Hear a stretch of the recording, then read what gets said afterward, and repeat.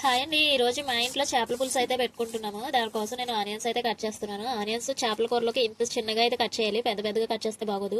చేపలు కూడా చూపించు. చేపలు కూడా ఆల్రెడీ నీట్గా కట్ చేసి వాష్ చేసి పెట్టుకున్నా. ఇలా వాటర్లోనే ఉంచాలి కర్రీ వండే వరకు, అప్పుడే మొక్క మెత్తబడుకోకుండా ఉంటుంది.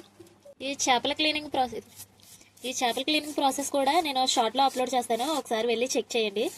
సరే, ప్రాసెస్ కుక్ చేసేటప్పుడు మళ్ళీ వచ్చి కలుగుతాను. చేపల కూరకు కావాల్సినవన్నీ కట్ చేసి పెట్టేసుకున్నాను. ఇప్పుడు ప్యాన్ పెట్టుకుని ఆయిల్ అయితే యాడ్ చేసుకుంటున్నాను.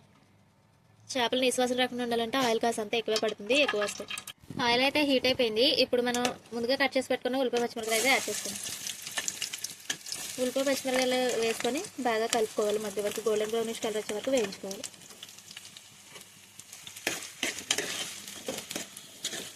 మూత పెట్టి మగ్గించుకుంటే తొందరగా మగ్గిపోతుంది. ఇలా బాగా కలుపుకొని మూత పెట్టి మగ్గించుకోవాలి. ఆనియన్స్ అనేది మధ్య మధ్యలో తిప్పుకుంటూ గోల్డెన్ బ్రౌనిష్ కలర్ వచ్చే వరకు ఈ విధంగా వేపుకోవాలని. ఇప్పుడైతే ఇందులో పసుపు యాడ్ చేస్తాం. అలాగే కర్రీకి సరిపడా కళ్ళుప్పు అనేది యాడ్ చేసుకోవాలి. మీ స్పైసీనెస్ తగ్గట్టు కారం కూడా యాడ్ చేసుకోవాలి.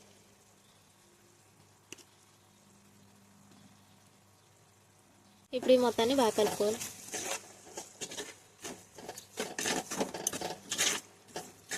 ఇలా కలిపేసుకొని మనం ఆల్రెడీ నీట్గా పక్కన పెట్టుకున్నాం కదా చేప ముక్కలు.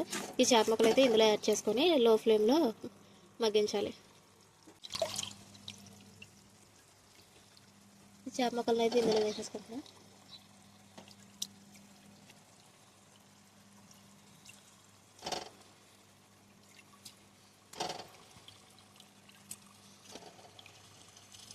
చేప ముక్కలను వేసేసుకొని 2 నిమిషాలు మూత పెట్టి మగ్గించుకొని తర్వాత మళ్ళీ టర్న్ చేసుకొని మళ్ళీ తిప్పుకోవాలి.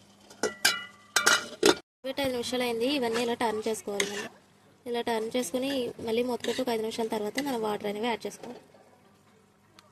ఇలా 2 వైపులా టర్న్ చేసుకుని 10 నిమిషాల తర్వాత వాటర్ అనేది యాడ్ చేసుకోవాలి. వాటర్ యాడ్ చేసుకుని మూత పెట్టుకుని మగ్గించుకోవాలి.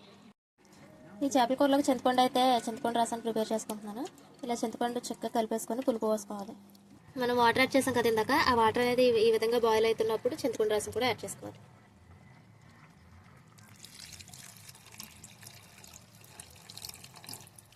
చింతపండు పులుపు అయితే పోసేసుకున్నాను. ఇప్పుడు అంతా కలపకూడదు, చేప ముక్కలు అయితే విరిగిపోతాయి. మీకు ఎంత పులుసు అయితే కావాలో ఆ పులుసు తగ్గట్టు మీరు వాటర్ యాడ్ చేసుకోండి.